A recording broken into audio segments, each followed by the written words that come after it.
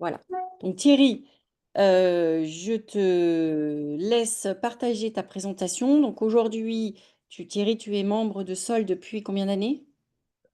Depuis fin 2018. Voilà. Donc depuis 7 ans, hein, si je calcule bien. Quelqu'un nous rejoint. Donc tu es membre de Sol depuis 7 ans et tu travailles sur ces enjeux également par ailleurs. Et aujourd'hui, donc, tu vas, dans les 5 disciplines, plus particulièrement nous parler de la maîtrise personnelle avec une petite touche personnelle que tu souhaites, toi, ajouter avec des recherches euh, que tu t'es appropriées, enfin, que tu as travaillé. Voilà, C'est je ça. te laisse la parole. Est-ce que vous voyez bien mon écran du coup? Oui. Ça marche.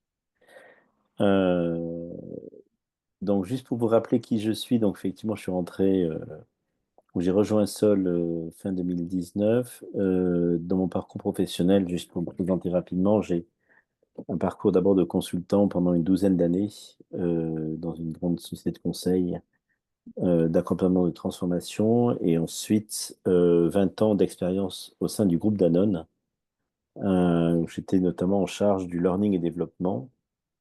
Et c'est à ce moment-là que je suis tombé dans la marmite de l'organisation apprenante, si j'ose dire, dans la mesure où une des initiatives que l'on a prises dans le groupe Danone à partir de 2013, donc ça fait un peu plus de 10 ans maintenant, c'était une initiative pour créer des cultures d'apprentissage, une culture d'apprentissage qui aille bien au-delà de la formation traditionnelle à travers une stratégie que l'on a appelée à l'époque One Learning a Day, un apprentissage par jour, pour inciter tout le monde en fait à apprendre à partir de qui on est et de la vision que l'on se donne. Voilà, et donc c'est à ce moment-là que j'ai commencé, alors je n'étais pas membre de Sol à ce moment-là, mais que j'ai commencé à creuser le sujet, où j'ai participé à quelques événements de Sol de l'époque, et que j'ai rejoint un peu plus tard. Voilà. Et effectivement, comme tu le disais, Séverine, l'idée c'est euh, d'aborder, et c'est ce qui a été choisi en fait dans ces webinaires de Sol, d'aborder une discipline particulière avec un angle, puisque c'est quand même, voilà, en 40 minutes, trois quarts d'heure, on peut, voilà, il faut avoir une ambition mesurée. J'imagine que vous connaissez les 5 disciplines, mais sinon vous allez me poser les questions. Euh, et notamment sur la maîtrise personnelle. Donc, on a choisi avec Séverine de faire un focus là-dessus et je ferai ce focus-là.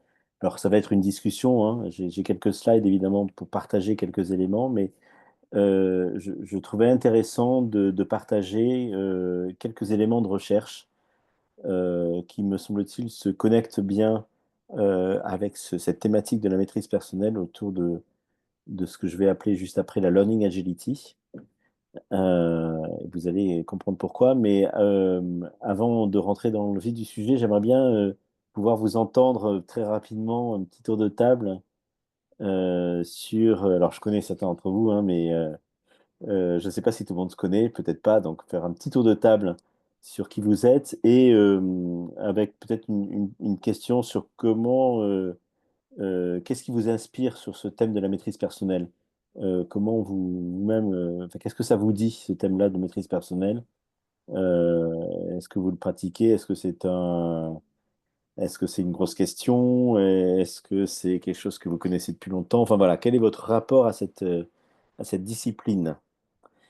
Donc, qui vous êtes et le rapport à cette discipline de la maîtrise personnelle? Profitez-en aussi pour, s'il y a des questions sur les 5 disciplines. J'ai fait l'hypothèse que vous les connaissez, mais si ce n'est pas le cas, dites-le moi. Qui veut commencer?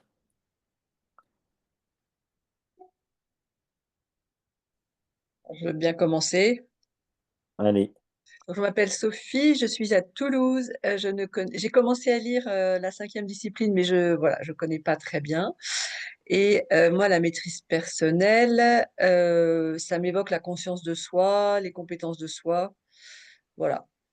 Mais je découvre, je vous remercie de ce temps-là et je découvre la maîtrise personnelle avec vous. voilà, super. Et quel rôle alors à Toulouse? Est-ce qu'on Ah peut ben, se tutoyer? oui, je suis facilitatrice de transition sur tous les D'accord. enjeux de RSE, développement durable et qualité de vie, conditions de travail. Ok. Je fais une petite précaution oratoire parce que je pense que comme je connais en tout cas certains d'entre vous, je vais assez facilement tutoyer. Est-ce que vous me l'autorisez? Ok, bien sûr. Et faites effectivement de même. Merci Sophie. Je ne sais pas si tu vois les autres. À qui tu passes la parole, Eh bien, Jérôme. Jérôme? Et bonjour à tous, donc moi c'est Jérôme Urvoas, donc je suis sur Bordeaux, je suis responsable d'une équipe de coach interne que j'ai créée il y a une dizaine d'années.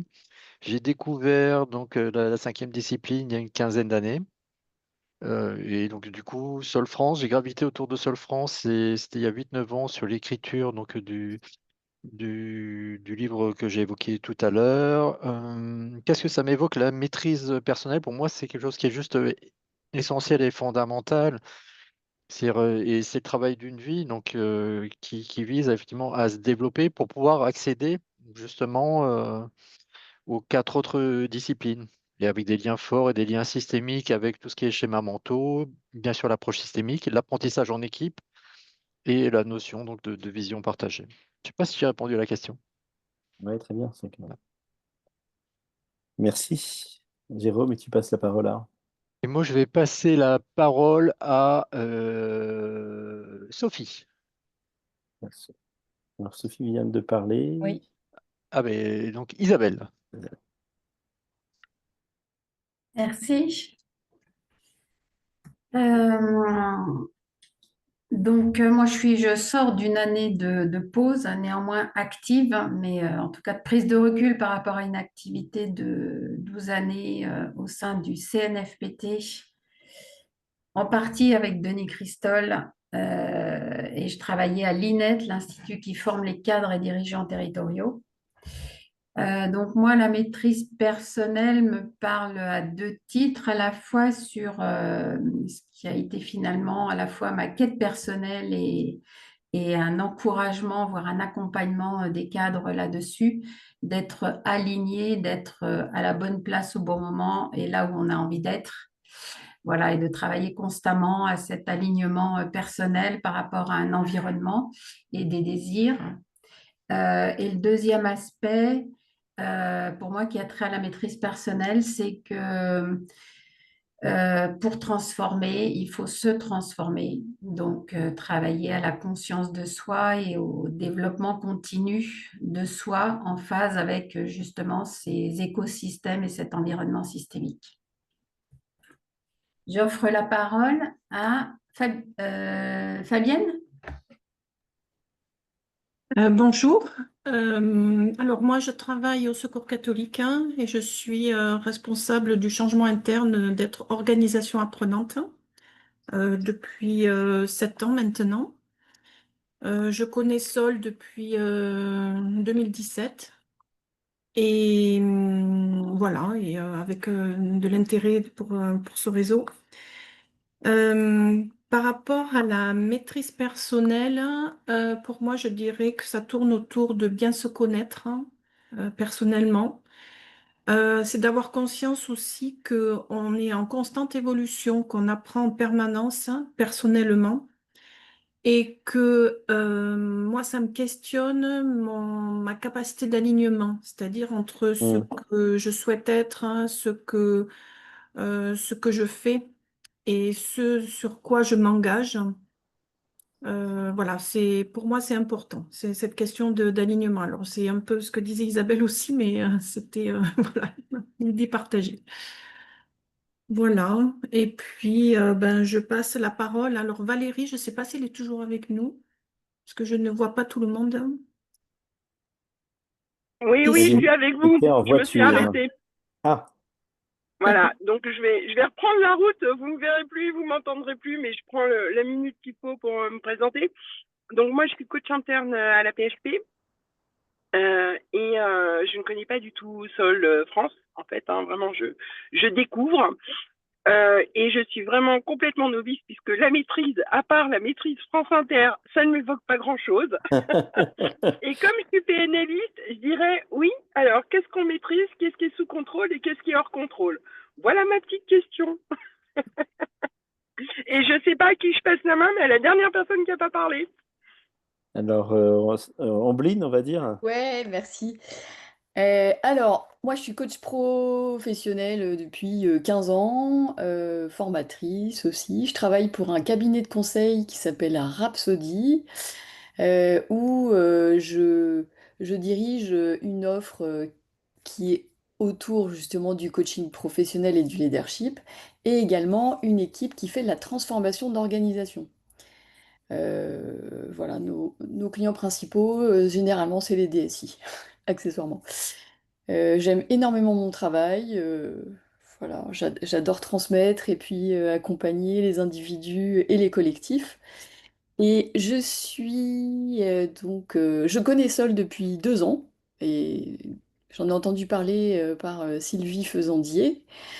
Voilà, on s'est rencontrés dans une formation et m'a donné envie de rentrer dans cette organisation, cette association. Donc ça fait 2 ans. J'ai participé au premier observatoire de l'apprenance en décembre. Je crois que c'était en 2023, il me semble. 24, je sais plus. Voilà. Et pour moi, la maîtrise personnelle, bah, c'est apprendre à mieux me connaître, gérer mes émotions, à aligner mes actions avec ce qui est vraiment important pour moi. Je vois, c'est une démarche que je fais pour continuer à grandir, pour rester fidèle à mes valeurs et avancer de manière cohérente dans ma vie, quoi. Hmm. Si. Séverine, tu veux ajouter quelque chose? Alors, oui, excusez-moi, je suis en train d'aider il y a des personnes qui veulent assister à la réunion et a priori leur lien ne marche pas, donc c'est pour ça Aïe. que vous deviez me voir bouger. Donc moi, je suis Séverine Bellina, je suis déléguée générale de Sol France depuis 2 ans et demi, à temps partiel, hein, que vous le sachiez si parfois vous écrivez et que vous n'avez pas la réponse à 5 minutes après. Et j'ai rencontré Sol France dans une période de ma vie où j'avais arrêté le salariat et j'interviens aussi à titre indépendant à côté avec un- une ligne directrice, moi, qui est la transformation des organisations que j'ai plutôt analysée du côté des politiques publiques. Voilà. Avec une casquette de recherche-action et une casquette aussi institutionnelle. Voilà.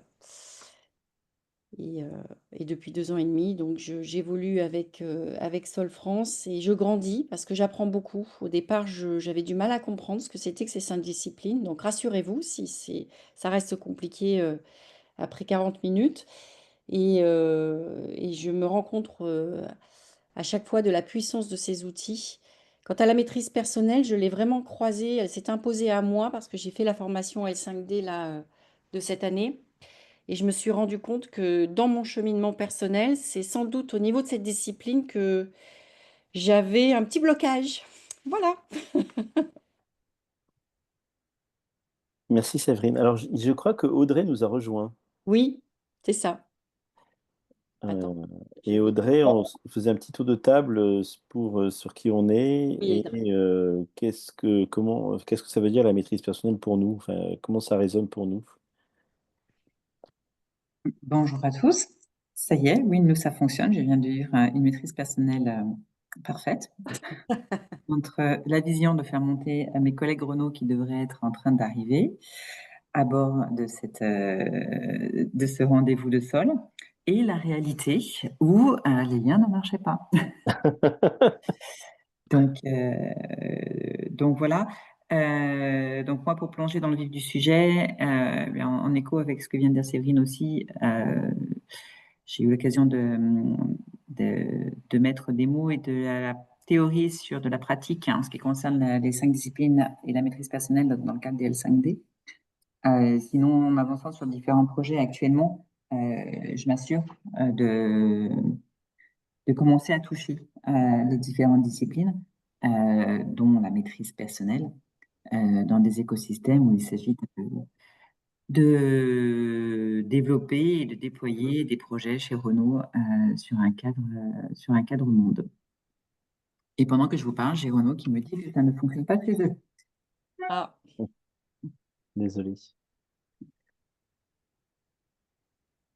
Merci Audrey. Donc j'espère que les autres. Alors je propose de rentrer un petit peu dans le vif du sujet. Thierry, alors Thierry, Et excuse-moi oui, de t'interrompre. Est-ce que Laurence a parlé? Parce que quand j'étais sur... alors non, je vois Non, Laurence Laurence, vas-y, seulement. Laurence. ouais, c'était bizarre parce que je me vois pas dans les vignettes. Enfin bon, donc Oui, moi non plus, je te vois pas, mais je te vois bien Alors dans les... moi je vois.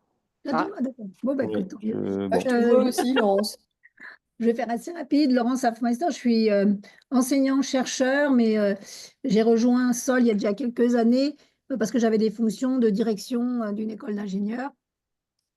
Et donc, ça m'a beaucoup aidé dans le management, etc. Donc, pour rester sur la, le sujet d'aujourd'hui et compléter ce que les autres ont peut-être pu dire, pour moi, ce qui m'a le plus marqué dans la maîtrise personnelle, c'était la réflexivité. Hmm. C'était cette partie-là qui m'avait. Et donc, je pense que ça m'a intéressée à cause justement de l'alignement. Je crois que le terme a été utilisé. Euh, et donc, c'est ça qui m'a attirée. Et en fait, ce que j'en ai beaucoup récupéré, c'était des notions de réflexivité. C'est-à-dire de pouvoir Super.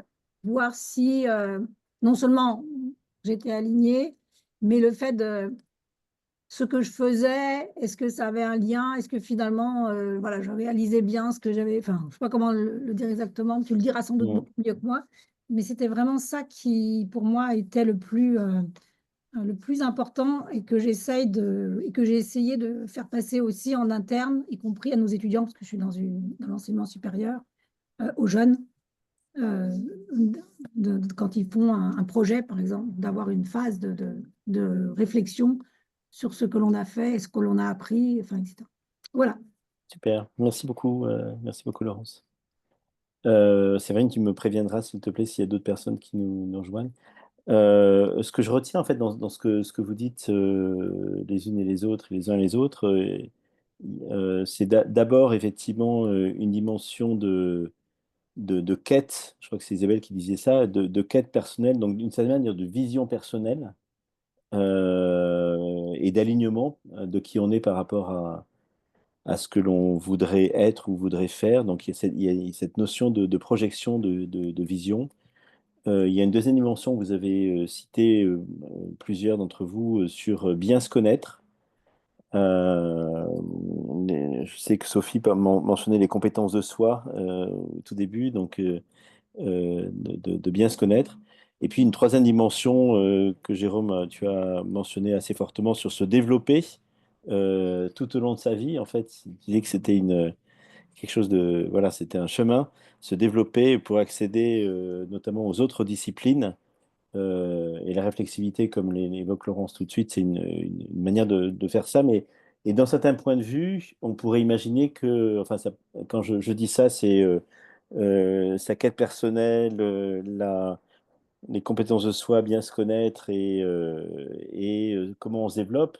On est vraiment dans l'idée d'organisation apprenante appliquée à soi, me semble-t-il, parce que où on combine à la fois cette vision de qui on voudrait être pour faire quoi, ou pour être capable de faire quoi, de la connaissance ou la compréhension de la situation de maintenant, de la réalité de qui je suis aujourd'hui, et donc de créer cette tension pour m'aider à m'amener de la réalité de qui je suis ou je suis aujourd'hui à qui j'aimerais être et pour faire quoi. Donc, de cette manière, c'est un petit peu toute l'histoire, me semble-t-il, pour chaque individu de l'organisation apprenante en partant de la vision, alors partagée par soi, en l'occurrence, mais de ce point de vue-là. Je voulais, en fait, dans les minutes qui viennent, en fait, j'ai pris un parti pour donner un éclairage. Alors, je ne sais pas si connaissez cet éclairage-là ou pas. Si vous ne le connaissez pas, j'ai fait l'hypothèse que beaucoup ne le connaissent pas, vous l'apportez, mais j'ai pris deux parties en fait pour alimenter la discussion autour de ça. Le premier parti, c'est d'utiliser quelques travaux de recherche faite par Wendy Tan. Alors, est-ce que vous connaissez ces travaux? Je veux bien que vous leviez la main si vous les connaissez pour savoir si d'autres personnes ici les connaissent, qui a fait un travail de recherche, une thèse autour de ce qu'elle appelle la Learning Agility, que je trouve assez intéressant. Et je vais vous montrer les ingrédients de cette recherche en connexion avec les maîtrises personnelles, que je trouve assez intéressant à la fois dans le fond euh, par rapport à ce qu'on vient de commencer à discuter sur la maîtrise personnelle, et aussi parce que ça vient pas de France, ça vient pas des États-Unis, ça vient de Singapour. Et je trouve que quelquefois, on n'a pas cette ouverture, enfin, on n'a pas. On n'a pas l'occasion ou l'opportunité d'avoir une ouverture multinationale. Et donc, voilà, je trouvais que c'était intéressant de partager ça. La façon dont elle décrit la Learning Agility, Wendy Tan, c'est la capacité à acquérir différentes compétences rapidement et les mettre efficacement en pratique. Donc il y a une dimension assez pratico-pratique. Et c'est le deuxième point que je voulais évoquer. Donc j'ai pris un angle à la fois de partager ces éléments de recherche qu'elle a menés, c'est assez récent, sur la Learning Agility. Et pour elle, c'était en lien avec le développement organisationnel dans ses travaux de recherche, et également d'avoir des éléments, un partage de quelques exemples de pratiques.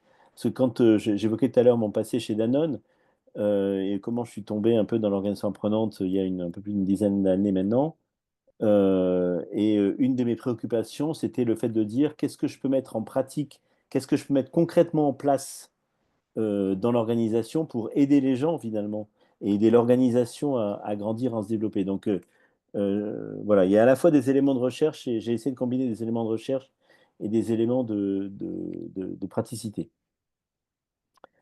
Euh, si ça vous va, on rentre dedans. Je vais essayer de manager le temps au mieux. Je vais passer par ça. Quand on parle de la vision, de la quête que l'on a, de l'alignement par rapport à ce que l'on souhaite ou ce que l'on souhaite être ou souhaite faire, et quand on parle de l'agilité d'apprentissage, le learning agility, la première question qui se pose, et c'est la première question que pose Wendy, qui est mais pourquoi apprendre? Donc dans le learning agility, il y a learning évidemment, mais pourquoi?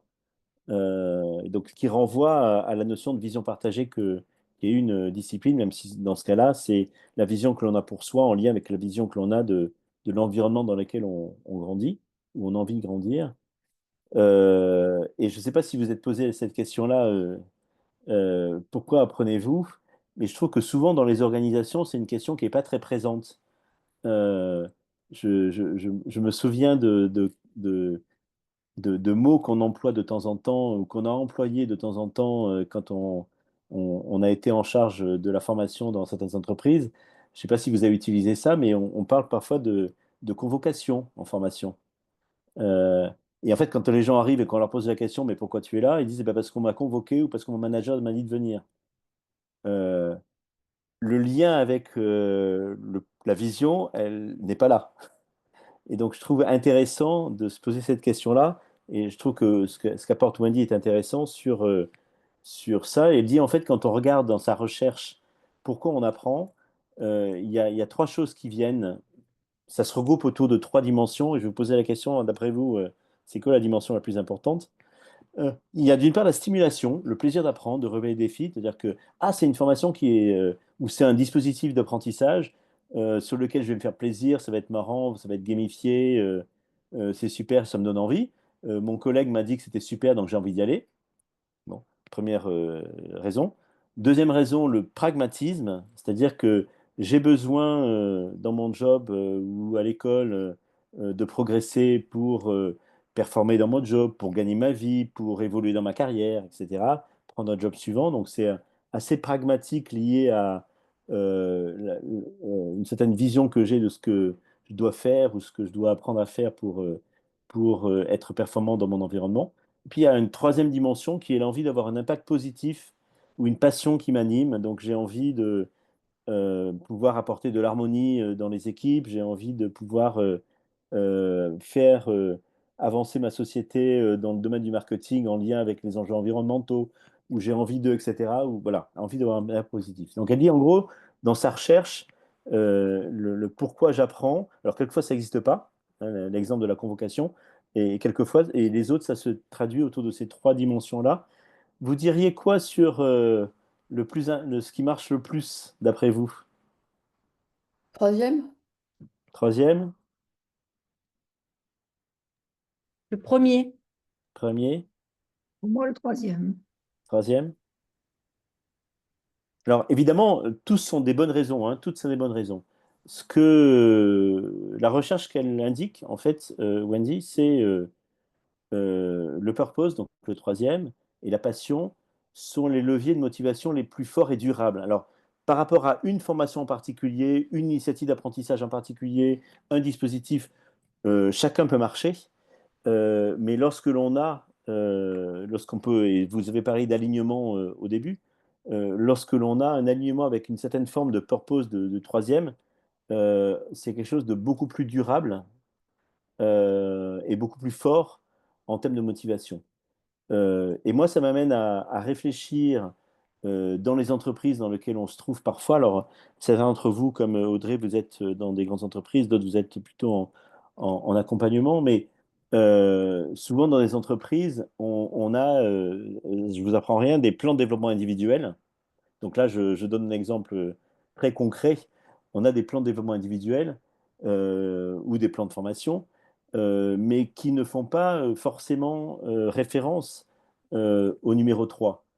Et je trouve que ce qui est intéressant, c'est de pouvoir. Alors, j'ai formalisé les résultats de recherche autour d'une petite boussole là, pour vous aider à retenir les choses, mais euh, quand on n'aide pas souvent les gens, je trouve, à travailler sur leur projet professionnel ou leur projet personnel, et on n'aide pas souvent non plus les équipes à travailler sur leur vision d'équipe.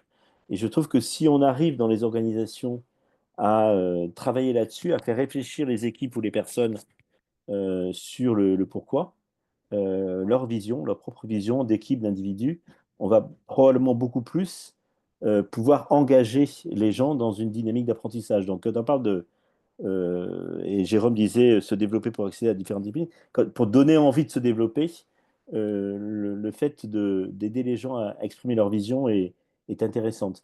Et je prends juste cet exemple de projet personnel et professionnel que j'ai vu souvent dans les organisations. Là, je rentre dans un exemple super concret. Souvent, on est dans la performance. On dit, ben, qu'est-ce que tu as besoin d'apprendre pour être plus performant?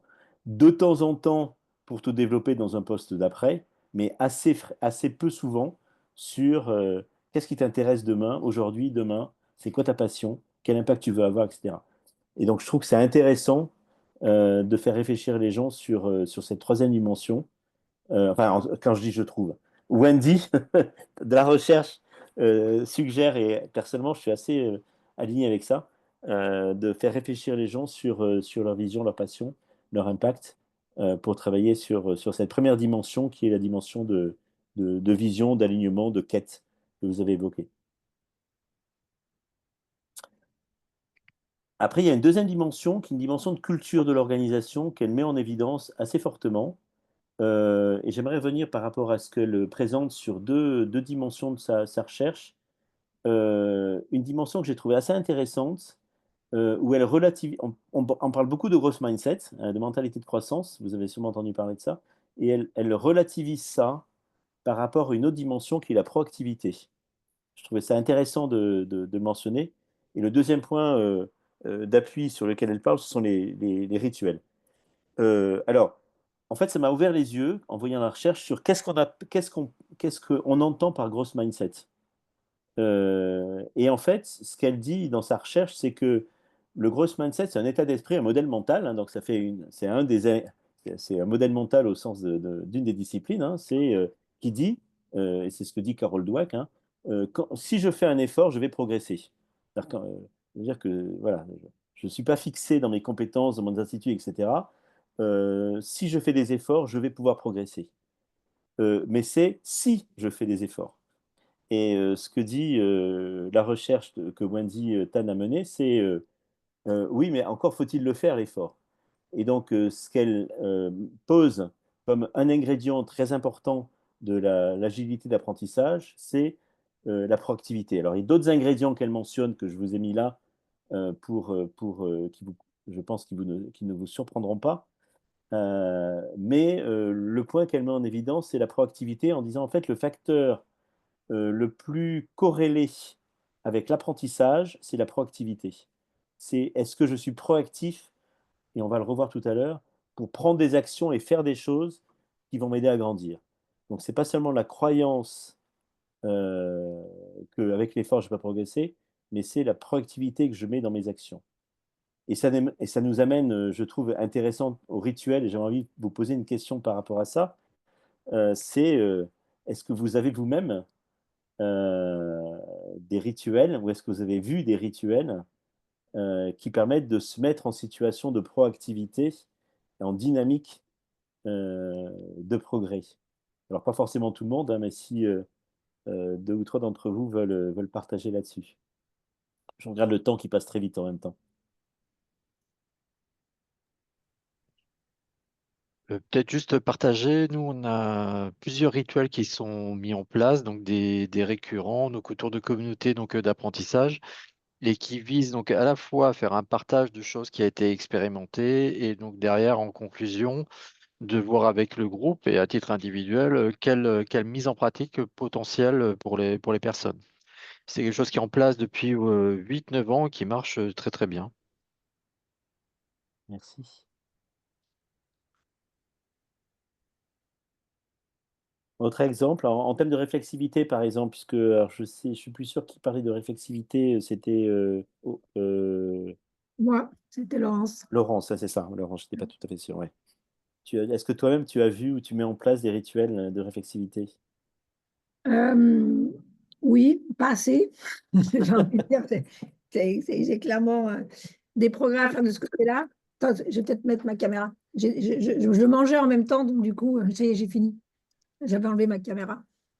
Euh, ce que j'essaye de faire, c'est des rituels de, donc après coup, j'ai envie de dire, après un projet ou un morceau, hein, c'est pas complètement à la fin, ça peut être une tâche ou quelque chose comme ça, c'est de prendre le temps, de réfléchir à ce qui s'est passé.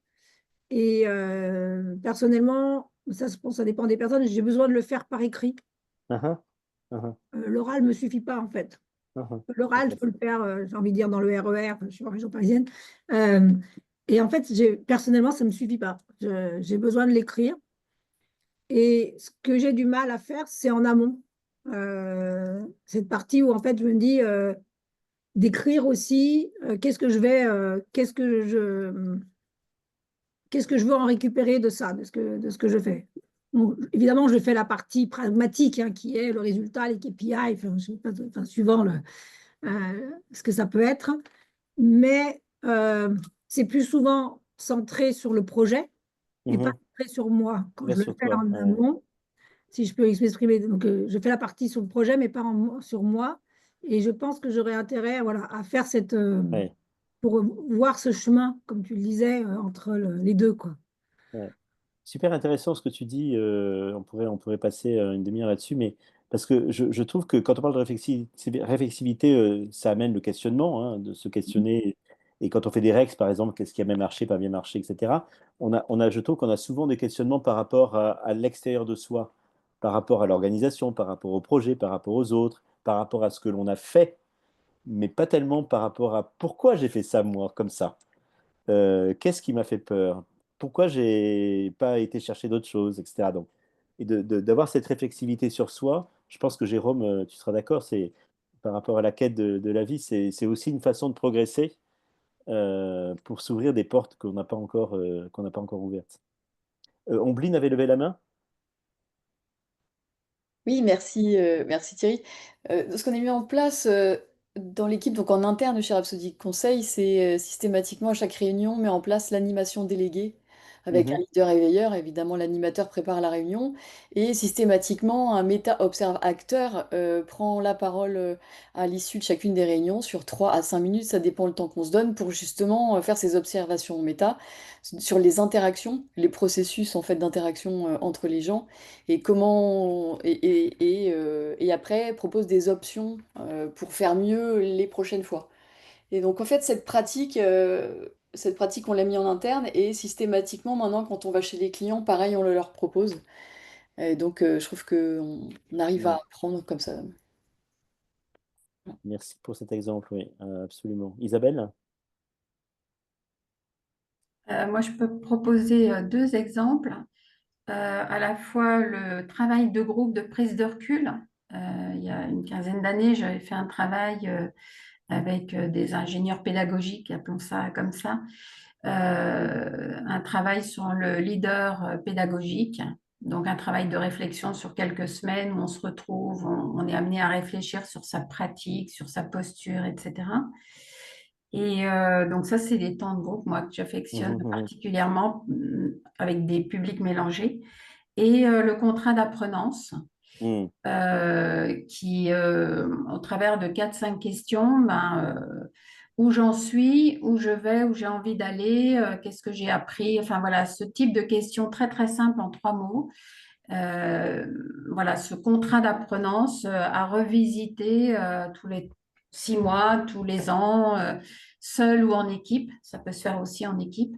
C'est vraiment intéressant pour se poser, vérifier si justement on est aligné et puis de revisiter ses rêves et ses désirs. Ouais. Alors, merci Isabelle de dire ça. Ça me fait le lien, pendant que j'accélère pour euh, être le plus possible dans les temps. Mais par rapport à ce que j'ai appelé ici le développement de ses talents, c'est pas, quand je dis talent ici, c'est pas les hauts potentiels, hein, on a tous des talents, comment on se développe en tant que talent, etc. Il y a effectivement l'activation enfin, la connaissance de soi, ce qu'on a parlé, l'activation de ses talents, je vais pas revenir.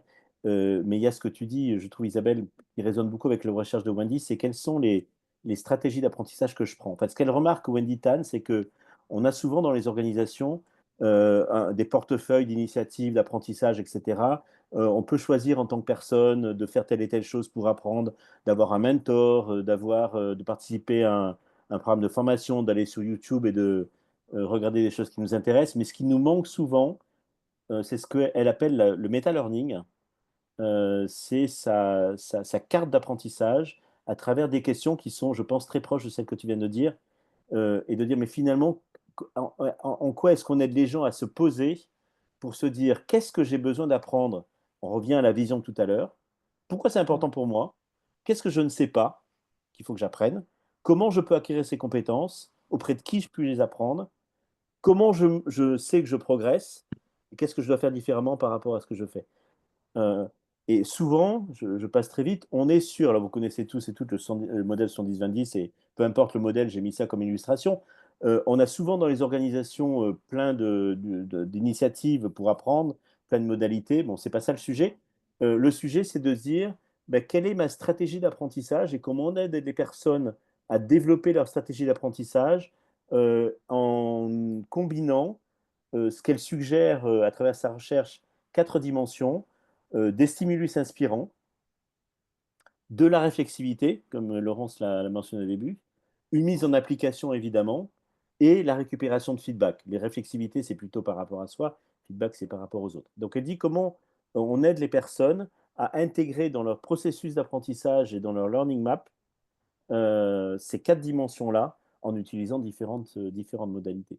Et ce qui me semblait, Isabelle, je vais te repasser la parole, ce qui me semblait vraiment intéressant, en tout cas dans la recherche, un des points importants dans la recherche que j'ai vu et que je ne vois pas trop dans les organisations, Audrey, chez Renault, tu me diras ce que tu en penses, mais c'est on fait son plan de développement individuel en disant il faut que je me développe là-dessus et je vais faire cette formation, mais on n'a pas ce prise de recul souvent de conscientisation de mais qu'est-ce que j'ai besoin d'apprendre et pourquoi c'est important pour moi, et quelle va être ma stratégie d'apprentissage en utilisant différentes façons de faire. Isabelle, j'ai vu la main levée, donc je ne sais pas si tu voulais reprendre la parole ou si c'était Non, non. l'ancienne main. Ah, pardon.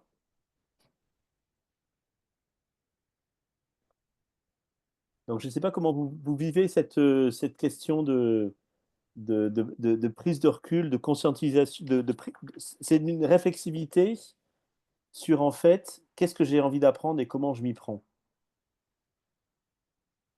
Je ne sais pas comment vous réagissez par rapport à ça, avant que je vous montre le dernier input de la recherche, si vous avez des réactions par rapport à ça. Oui, sans rentrer dans des caricatures, mais la question de passer de l'étape de l'apprentissage à l'apprenance, en fait, C'est ça, complètement. est, est un grand sujet.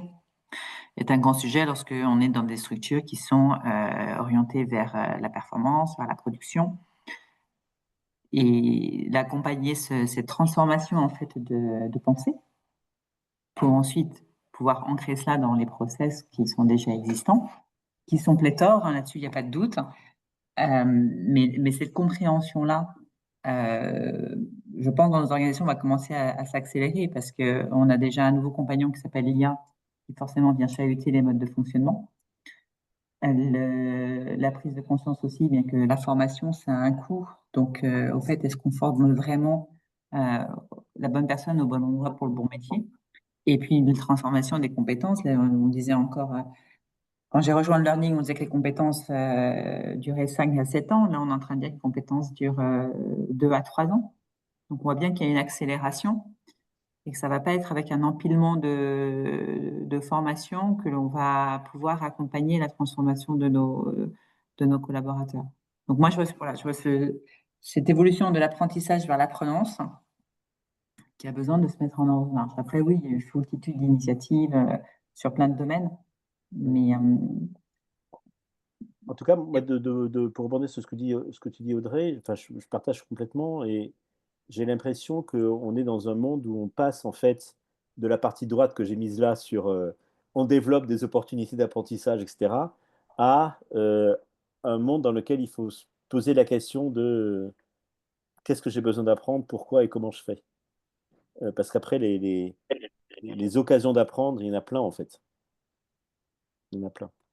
Et je rebondis avec ce que tu disais sur comment j'apprends notamment en situation de travail. Donc, c'est la dernière dimension de cette petite boussole qui est issue de cette recherche. Et on parle souvent du manager développeur hein, dans les organisations.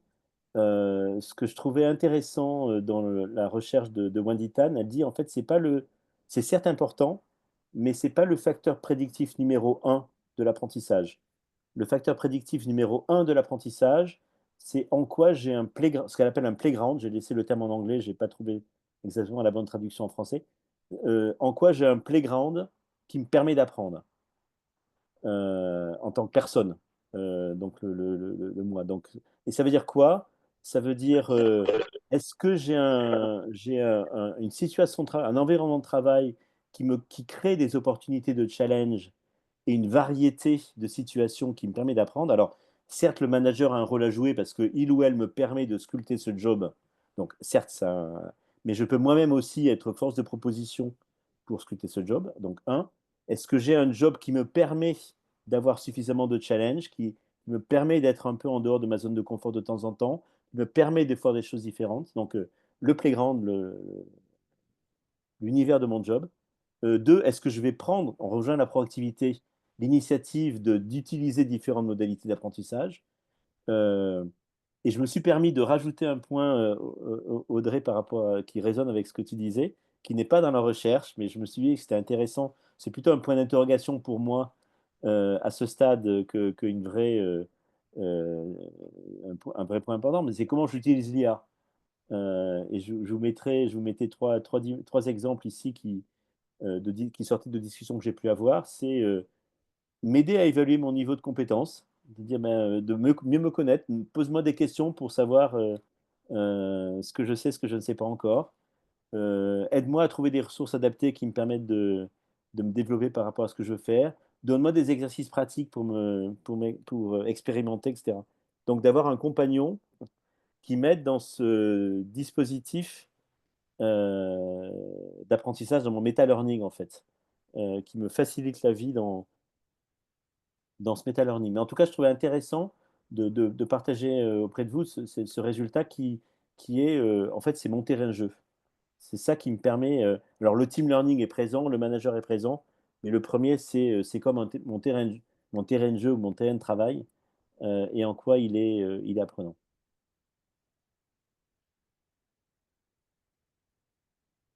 Voilà ce que je voulais vous montrer enfin, un petit peu en structuration. Je vous mettrai enfin, avec Séverine, on mettra les slides à disposition évidemment, mais sur ces résultats, à la fois sur être clair sur l'alignement, la vision, travailler la proactivité et les rituels pour justement être proactif, travailler sur meta-learning et travailler sur playground, si je résume rapidement, avant de vous laisser un petit tour de parole et puis de repasser la parole à Séverine, mais en deux mots, si chacun d'entre vous, alors je savais que ça allait être court, mais bon, s'il y a un mot que vous retenez ou quelque chose que vous retenez, ce serait quoi rapidement?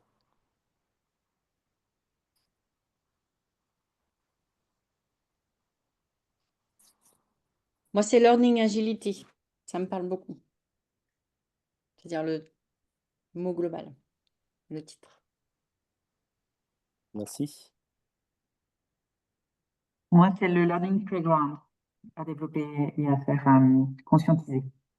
Ouais, super, merci. Sophie, Isabelle, Laurence, Ambline, Jérôme, Alors, Valérie dit Valérie. réflexivité. Réflexivité, ouais, super important, hein, super important. Méta-apprentissage et carte d'apprentissage. Ouais, on l'appelle comme on veut, hein, mais oui. Mm.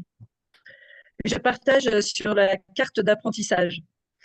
Même pour moi, ça résonne en me disant, en fait, oui, j'ai des envies, mais j'ai pas forcément la carte comme ça, Ouais. quoi. Donc voilà.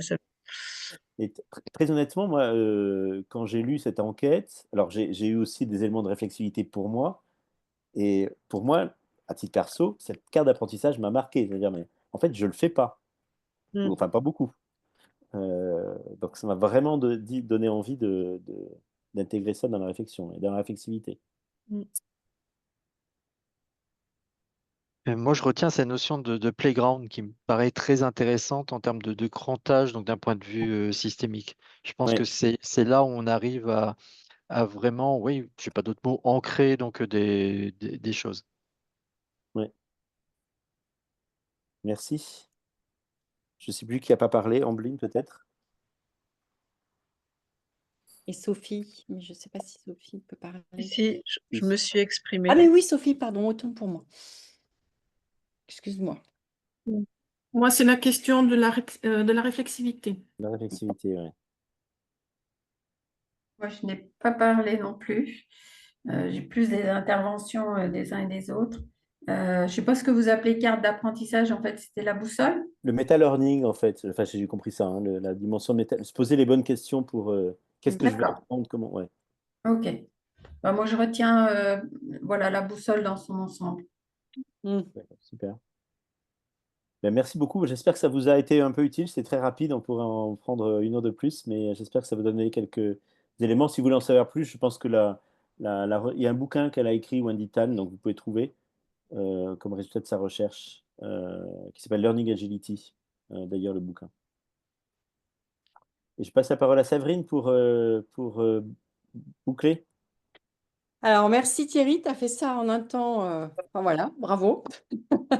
Merci de ce partage et de cet enrichissement avec cette recherche-là. Moi, ça m'a beaucoup parlé. Et ça permet d'éclairer les disciplines à chaque fois de manière spécifique.